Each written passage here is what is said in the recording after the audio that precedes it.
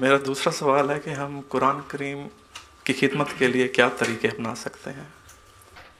قرآن کریم کی خدمت کیا ہے؟ قرآن کریم کی خدمت یہ ہے کہ پڑھو، علم حاصل کرو، اس کو تعلیم کو پھیلاؤ.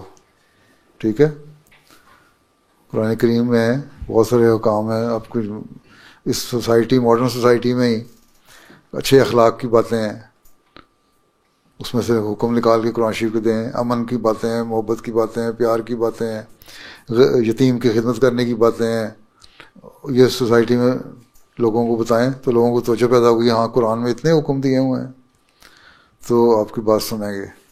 تو یہی قرآن کریم کی خدمت ہے. پھر جس طرح دین کی تعلیم پھیلے گی تو لوگ قریب آئیں گے، اسلام کے قریب آئیں گے، دین کے قریب آئیں گے. اور سب سے بڑی خدمت یہ ہے کہ جو احکام ہیں وہ اپنے اوپر لاگو کریں. آپ کو نمونہ دے کے پھر آپ لوگوں کو خود ہی لوگ توجہ پیدا ہوگی. ٹھیک ہے. اور کوشش یہ کریں کہ ہر جگہ ہم نے قرآن کی تعلیم کو پھیلانا ہے اور ہر حالات کے مطابق پھیلانا ہے. یہ تو نہیں آپ کسی کہہ سکتے جو ایتھیسٹ ہے وہ کہہ دیں کہ نماز پڑھو، وہ تو کہے گا میں نہیں پڑھتا، تم نے یہ کرنا تو اس کو پھر اس لیے بتاؤ. قرآن کہتا ہے اپنے ہمسائے کا خیال رکھو، قرآن کہتا ہے اپنے والدین کا خیال رکھو، قرآن کہتا ہے اپنے بچوں کی تربیت صحیح طرح کرو، ان کو قتل نہ کرو. مطلب یہی ہے کہ ان کو اگر تم بری تربیت کر رہے ہو تو ان کو قتل کرنے کے برابر ہے.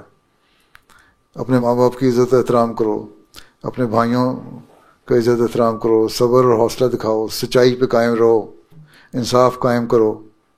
ہمسایوں کے حقوق اس حد تک ہیں کہ تمہارے ساتھ چلنے والے ہمسائے، تمہارے مسافر، تمہارے کام کرنے والے، سارے تمہارے ورکر، یہ سارے تمہارے ہمسائے ہیں، ان کی عزت اور احترام کرو، ان کا عزت کا خیال رکھو.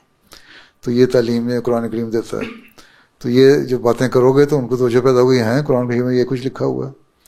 تو یہی اس کی خدمت ہے کہ اس کی تعلیم کو عام کیا جائے.